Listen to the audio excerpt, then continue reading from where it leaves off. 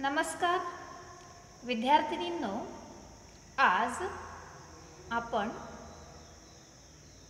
आपल्या crop science paper first यामधील chapter first किंवा युनिट फर्स्ट सिरियल क्रॉप्स यामध्ये एकूण 8 क्रॉप आपल्याला अभ्यासायचे आहेत आणि यामधील पहिलं जे क्रॉप आहे पॅडी किंवा आपण त्याला राईस म्हणतो.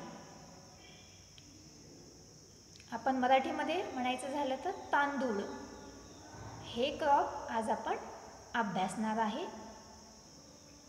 पॅडी याला ग्रामीण भाषेमध्ये साळ असं सुद्धा म्हटलं जाते. सर्वांना परिचित आहे. तर आपण सुरुवातीला त्याचं बॉटॅनिकल नेम पाहूयात. ओरायझा सटायवा. बॉटॅनिकल नेम आहे ओरायझा सटायवा. ओरायझा हे जीनस आहे आणि सटायवा हे स्पेसीज आहे. ज्यावेळेस आपण बॉटॅनिकल नेम लिहितो त्यावेळेस आपण जीनस आणि स्पेसीज याला वेगवेगळं अंडरलाईन करणं अपेक्षित आहे. यानंतर याची फॅमिली आहे ग्रॅमिनी. आता हे सिरियल क्रॉप्स आहे आणि जे काही सिरियल्स क्रॉप आपण पुढे शिकणार आहोत त्या सर्व सिरियल क्रॉपची फॅमिली ही ग्रॅमिनी असणार आहे. हे पण आपल्याला इथे लक्षात ठेवायचं आहे. त्यानंतर ओरिजिन म्हणजे त्याचं मूळ स्थान, आपण त्याला ओरिजिन म्हणतोय, ते आहे साऊथ ईस्ट एशिया. म्हणजे आपल्याकडेच जवळपास याचं सुरुवातीला उत्पादन घेतलं गेलेलं आहे.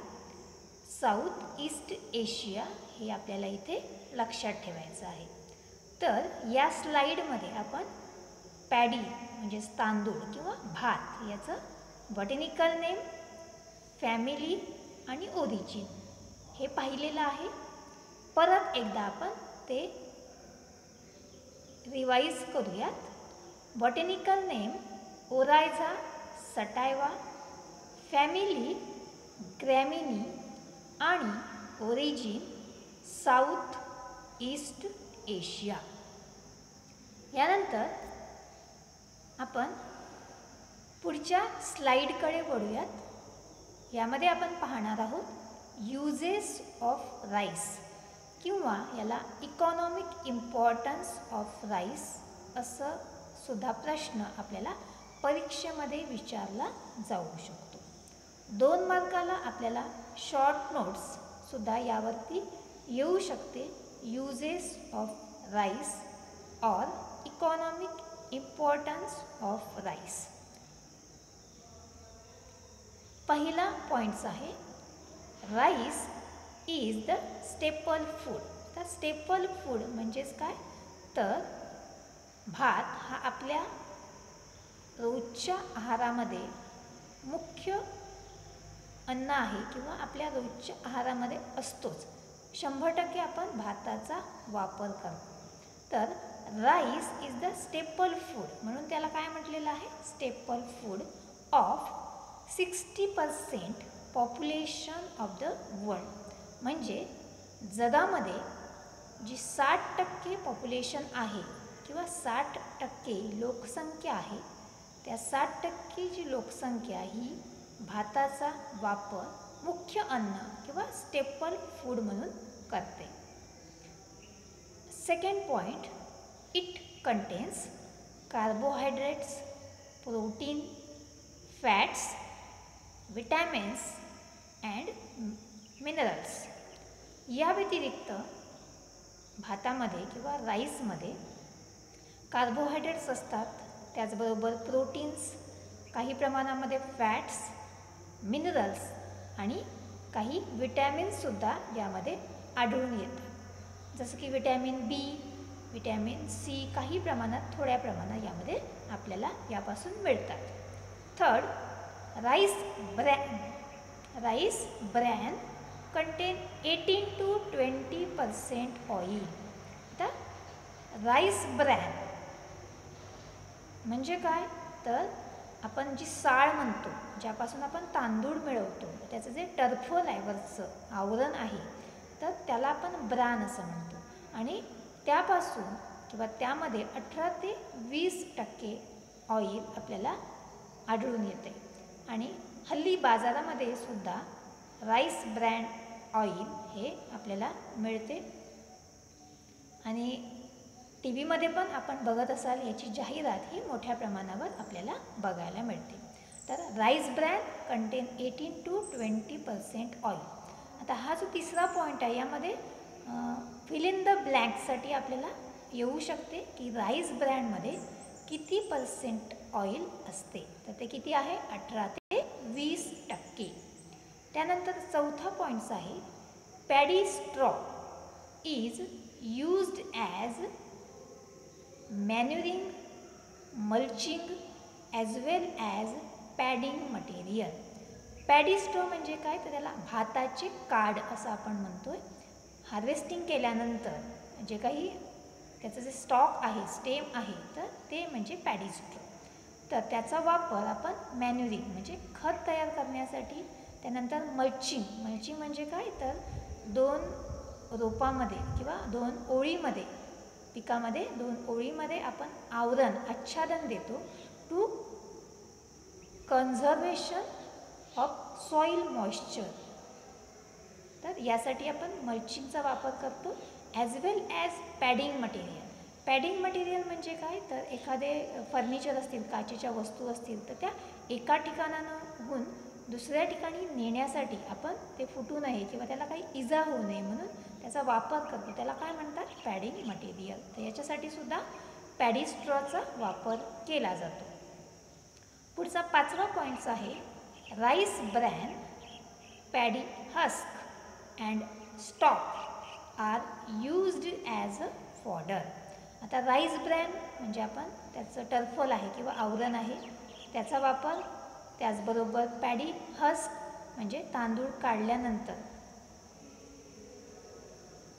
जे काही भुस्सा आपण त्याला म्हणतो, त्याला पॅडी हस्क म्हणतात. अँड स्टॉक, त्याचे भाताचे जे काड आहेत, तर त्या सर्वांचा वापर आपण जनावरांसाठी करतो, फॉडर पर्पज म्हणून करतो.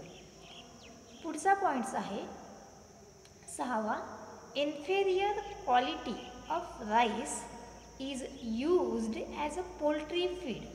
आता यामध्ये इन्फेरियर क्वालिटी म्हणजे, आता आपल्याला भाताचे बरेच प्रकार किंवा बऱ्याच व्हरायटी आपल्याला माहिती आहे, जसं आंबेमोहर असेल, बासमती असेल, HMT असेल, कोलम असेल, बरोबर आहे, तर इंद्रायणी असेल. तर यामध्ये सुद्धा काही जे तांदूळ आहेत किंवा काही जे भात पीक आहे, तर काहींची क्वालिटी ही कमी दर्जाची असते. जसं आपण रेशनिंगचे तांदूळ आपण बघितले असेल, तर आपण त्याला कमी दर्जाचे म्हणतो किंवा त्याचं पॉलिश नसते किंवा तो जाड असतो. तर अशा प्रकारचे जे तांदूळ आहे, तर याचा वापर कोंबड्यांना खाद्य म्हणून केला जातो. Inferior quality of rice used as a poultry feed. त्यानंतर पुढचा पॉईंट्स आहे, राईस बाय प्रोडक्ट. आता यापासून काही बाय प्रोडक्टसुद्धा तयार केले जातात. त्यामध्ये पार्च्ड राईस, याला आपण चुरमुरे किंवा मुरमुरे असं म्हणतो. आणि दुसरं आहे बिटन राईस म्हणजे पोहे. तर यापासून आपण जे आहे राईस, यापासून चुरमुरे किंवा पोहे हे सुद्धा आपण तयार करतो. तर आपण पाहिलेत युजेस ऑफ राईस, किंवा दुसऱ्या जर प्रश्न दुसऱ्या प्रकारे आला तर इकॉनॉमिक इम्पॉर्टन्स ऑफ राईस. 2 मार्काला आपल्याला शॉर्ट नोट्स विचारली जाऊ शकते. 4 याचे युजेस लिहिणं अपेक्षित आहे. आणि जर 3 मार्काला प्रश्न आला तर 6 मुद्दे लिहिणं आपल्याला अपेक्षित आहे. म्हणजे त्या प्रश्न विचारल्यानंतर त्या प्रश्नाला वेटेज किती आहे त्यानुसार आपल्याला त्याचे युजेस लिहावे लागतील. त्यानंतर आपण पाहूयात, याला इकॉलॉजी असं आपण म्हणतो. इकॉलॉजीमध्ये आपण सॉईल आणि क्लायमेट हे 2 मुद्दे पाहत असतो. तर पहिला मुद्दा आपण पाहूया, सॉईल. की राईस किंवा तांदूळ या पिकासाठी कशा प्रकारची जमीन आवश्यक आहे. पहिला मुद्दा आहे, rice is grown in all types of soil including acidic and alkaline. तर तांदूळ हे पीक आहे, राईस हे आहे, हे जवळपास सर्व प्रकारच्या जमिनीमध्ये आपण ते घेऊ शकतो. पण त्यामध्ये सुद्धा ॲसिडिक सॉईल आणि अल्कलाईन सॉईल असेल तर त्यामध्ये सुद्धा आपण भात पिकाचं चांगलं उत्पादन घेऊ शकतो. सेकंड पॉईंट आहे, इट ऑल्सो ग्रोन ऑन खार लँड्स, म्हणजे ज्या खारवट जमिनी आहेत त्या ठिकाणी सुद्धा, and lateritic soil in Maharashtra. लॅटरॅटिक म्हणजे काय, तर ज्या जमिनी कोकणामध्ये आपल्याला अशा प्रकारच्या जमिनी आढळतात. लॅटरॅटिक म्हणजे रेड सॉईल किंवा जांभ्या जमिनी आपण त्याला म्हणतो. तर अशा प्रकारच्या जमिनीमध्ये महाराष्ट्रामध्ये जनरली आपण खार लँड्स किंवा ज्या ठिकाणी खूप जास्त पाणी साचून राहते, खारवट झालेले आहे, अशा ठिकाणी सुद्धा आपण हे पीक घेऊ शकतो. मग आपल्याला इथे काय लक्षात ठेवायचं आहे, khar lands and lateritic soil in Maharashtra. तिसरा मुद्दा आहे, soil should be fertile and well drained. तर या ठिकाणी बाकीच्या पिकाप्रमाणेच आपल्याला हे दोन मुद्दे इथं सेम येणार आहेत पुढे सुद्धा. सॉईल शुड बी फर्टाईल म्हणजे ती जमीन सुपीक असणं गरजेचं आहे. त्याचबरोबर वेल ड्रेन्ड म्हणजे पाण्याचा चांगला निचरा होणारी जमीन या पिकासाठी आवश्यक आहे. त्यानंतर चौथा मुद्दा आहे, the optimum pH range is 5.5 to 7. तर याच्यासाठी जो सामू आवश्यक आहे या पिकासाठी तो 5.5 ते 7च्या दरम्यान ही जी रेंज आहे ती उपयुक्त आहे. तर मुख्यत्वे सॉईल या मुद्द्यामध्ये आपल्याला ॲसिडिक आणि अल्कलाईन सॉईल यामध्ये सुद्धा आपण हे पीक घेऊ शकतो. या व्यतिरिक्त महाराष्ट्राचा जर विचार केला तर खार लँड आणि लॅटरॅटिक सॉईल यामध्ये हे पीक आपण चांगल्या प्रकारे घेऊ शकतो. त्यानंतर पुढचा जो मुद्दा आहे इकॉलॉजीमध्येच दुसरा महत्त्वाचा आहे, climate. It is a tropical crop. हे ट्रॉपिकल क्रॉप आहे. आता ट्रॉपिकल म्हणजेच काय, तर दुसऱ्या मुद्द्यामध्ये दिलेलं आहे, it require warm and humid climate. ज्या ठिकाणचं हवामान उष्ण आणि दमट आहे, बरोबर आहे, तर याला आपण काय म्हणणार आहे, ट्रॉपिकल क्लायमेट, ट्रॉपिकल क्रॉप. म्हणूनच त्याला आपण म्हणतो ट्रॉपिकल क्रॉप. जनरली कोकणाचा आपण जर विचार केला तर कोकणामध्ये अशा प्रकारचं हवामान असते आणि कोकणामध्येच आपण भात पिकाचं उत्पादन हे जास्त प्रमाणामध्ये घेत असतो. तिसरा मुद्दा आहे, optimum temperature range is 20 to 37 degree Celsius. आता आपण सुरुवातीला बघितलेले आहे की भात हे पीक ट्रॉपिकल आहे आणि यासाठी उष्ण ते दमट हवामानाची गरज आहे.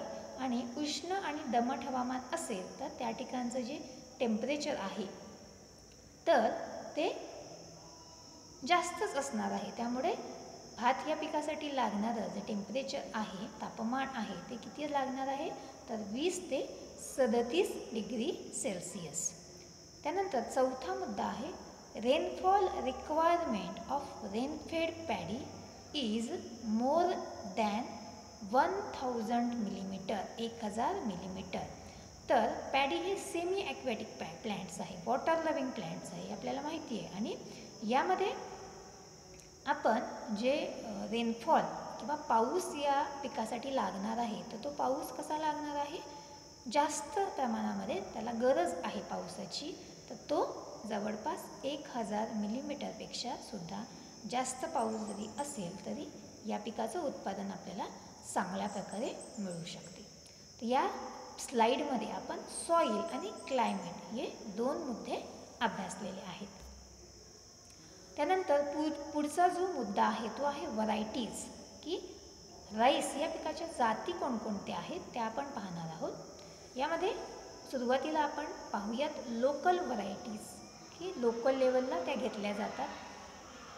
लोकल व्हरायटीजमध्ये आहे आंबेमोहोर. तर आंबेमोहोर ह्या व्हरायटीचं नाव आपण ऐकलेलं असेल. आंबेमोहोर 157 आणि दुसरी व्हरायटी आहे सेम आंबेमोहोर 159. त्यानंतर लोकल व्हरायटीमध्येच तिसरी आहे कर्जत 184. त्यानंतर सुहासिनी आणि सत्या. तर यामधल्या कुठल्याही 2 व्हरायटीज आपण लक्षात ठेवू शकतो, ज्या आपल्याला सोप्या वाटतात लक्षात ठेवायला, त्या आपण लक्षात ठेवू शकतो.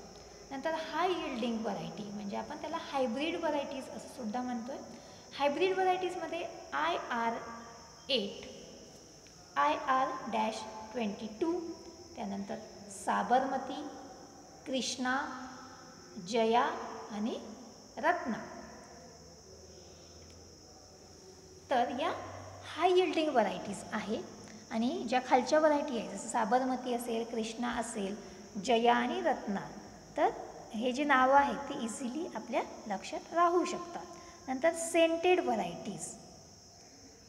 सेंटेड व्हरायटी त्यामध्ये बासमती आपल्याला माहिती आहे, आंबेमोहोर आणि चिन्नोर या कुठल्या व्हरायटी आहेत, सेंटेड व्हरायटी आहे.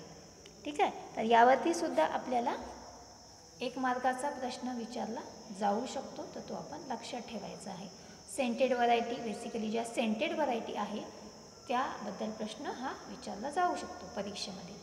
आणि खाली बघा स्लाईडमध्ये शेवटी आपल्याला खाली दिलेला आहे स्टेट राईस रिसर्च स्टेशन, जे आपल्या महाराष्ट्रामध्ये राईस रिसर्च स्टेशन आहे. विज्ञान केंद्र म्हणतो आपण की ज्या ठिकाणी भातावरती प्रयोग चालतात, वेगवेगळे भाताच्या वेगवेगळ्या व्हरायटी त्या ठिकाणी डेव्हलप केल्या जातात. तर ते कुठे आहे, कर्जत म्हणजे नगर जिल्ह्यामध्ये. आणि सेंट्रल लेवलचा विचार केला, देश पातळीवरचा विचार केला, तर सेंट्रल राईस रिसर्च इन्स्टिट्यूट ते कुठे आहे, तर कटक. कटक म्हणजे ओरिसा या ठिकाणी सेंट्रल राईस रिसर्च इन्स्टिट्यूट आहे. हे सुद्धा आपल्याला आपल्या माहितीसाठी लक्षात ठेवायचं आहे. त्यानंतर पुढचा आपण मुद्दा पाहणार आहोत, objectives for breeding new varieties in rice.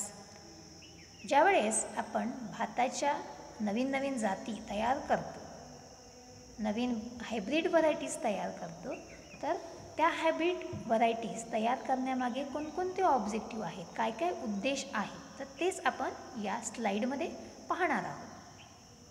पहिला मुद्दा आहे हाय यील्ड, म्हणजे जी काही व्हरायटी आहे भाताची त्यापासून जास्तीत जास्त उत्पादन आपल्याला कसं मिळेल, हे महत्त्वाचा उद्देश आपल्याला या ठिकाणी जेव्हा आपण नवीन व्हरायटी तयार करत असतो तो महत्त्वाचा उद्देश ठेवायचा असतो. त्यानंतर अर्लीनेस म्हणजेच काय, तर त्याचा लाईफ सायकल जे आहे, ड्युरेशन आहे, कमी दिवसाची व्हरायटी आपल्याला कशी तयार करता येईल, तर हा सुद्धा दुसरा ऑब्जेक्टिव्ह आपल्याला या ठिकाणी सांगता येईल. तिसरा ऑब्जेक्टिव्ह आहे रेजिस्टंट फॉर सॅलिनिटी. आता जी जमीन किंवा ज्या जमिनी क्षारयुक्त आहे, ठीक आहे, तर त्या जमिनीमध्ये सुद्धा आपण भात पीक कशा चांगल्या प्रकारे घेऊ शकतो किंवा तशा व्हरायटीज आपण तयार करू शकतो, सुद्धा एक उद्देश आपल्याला नवीन व्हरायटी ज्यावेळेस आपण तयार करतो तर हा उद्देशसुद्धा पुढे ठेवायचा असतो. त्यानंतर ड्रॉट रेझिस्टंट म्हणजे काय, तर दुष्काळी भाग, की ज्या ठिकाणी पाऊस हा अत्यंत कमी पडतो आणि त्या अशा कमी पावसातसुद्धा एखादी भाताची व्हरायटी आपण त्या ठिकाणी त्याचं उत्पादन चांगल्या प्रकारे घेऊ शकतो का, तर हे सुद्धा ऑब्जेक्टिव्ह यामागचं आपल्याला सांगता येईल. त्यानंतर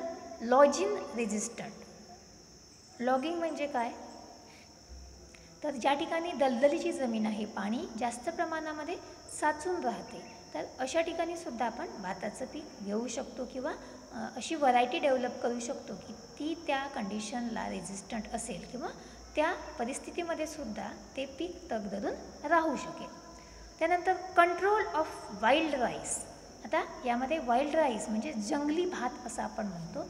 तर यामध्ये ज्यावेळेस आपण भात पिकाचं उत्पादन घेतो, त्याची लागवड करतो, तर त्यामध्ये जी काही जंगली भात आहे तर तो सुद्धा आपल्याला काढावा लागतो. त्या ठिकाणून एखादं उत्पादन जर घेतलं तर त्या ठिकाणून जंगली भात त्यामुळे त्याला इजा होऊ शकते, जे मुख्य पीक आहे त्याला. तर अशा काही व्हरायटीज आपण डेव्हलप करायच्या की ज्या ठिकाणी याचं जे आहे कंट्रोल आपण या वाईल्ड राईसचं करू शकतो. नंतर पुढचा मुद्दा आहे पेस्ट अँड डिसीज रेझिस्टंट. तर यामध्ये भात पिकावर येणारे जे किडी आहे किंवा जे रोग आहेत, तर त्या किडींचा किंवा रोगांचा कमीत कमी त्याच्यावर प्रादुर्भाव व्हावा अशा रेझिस्टंट व्हरायटी आपल्याला या ठिकाणी तयार करता येऊ शकतात. हा एक महत्त्वाचा उद्देश यामागचा आहे की एखादी किडी किंवा एखादा रोग जर त्या पिकावर आला तर त्या पिकाचं खूप मोठ्या प्रमाणावर नुकसान होते. ते होऊ नये म्हणून त्या पिकावर रोगच येऊ नये, तर अशासुद्धा व्हरायटीज आपल्याला तयार करता येऊ शकतात. आणि शेवटचा मुद्दा आहे क्वालिटी ऑफ राईस. त्या क्वालिटी ऑफ राईसमध्ये साईज ऑफ ग्रेन, त्या दाण्यांचा आकार, नंतर ॲरोमा म्हणजेच त्याचा वास कसा आहे, सेंटेड आहे का, नंतर कुकिंग क्वालिटी कशी आहे त्याची, आणि न्यूट्रिटिव्ह व्हॅल्यू त्याच्यामध्ये मिनरल्स असतात किंवा विटॅमिन्स किती प्रमाणामध्ये, जास्तीत जास्त प्रमाणामध्ये आपल्याला त्यामध्ये असावे लागतील किंवा जास्तीत जास्त प्रमाणामध्ये कशा प्रकारे ती व्हरायटी तयार करता येईल. तर ह्या क्वालिटीच्या दृष्टीने सुद्धा आपल्याला अशा व्हरायटी तयार करता येऊ शकतात. तर एकूण 8 ऑब्जेक्टिव्ह आपण या ठिकाणी पाहिलेले आहेत. Objective for breeding new varieties in rice. Naveen variety तयार करत असताना ह्या गोष्टी लक्षात ठेवायच्या असतात. तर आजच्या लेक्चरमध्ये आपण काय पाहिलेलं आहे, तर बॉटॅनिकल नेम, फॅमिली, ओरिजिन, त्यानंतर युजेस, नंतर आपण व्हरायटीज पाहिलेल्या आहेत आणि objective for breeding new varieties in rice. आणि पुढच्या लेक्चरमध्ये यातला पुढील भाग आपण पाहणार आहोत. धन्यवाद.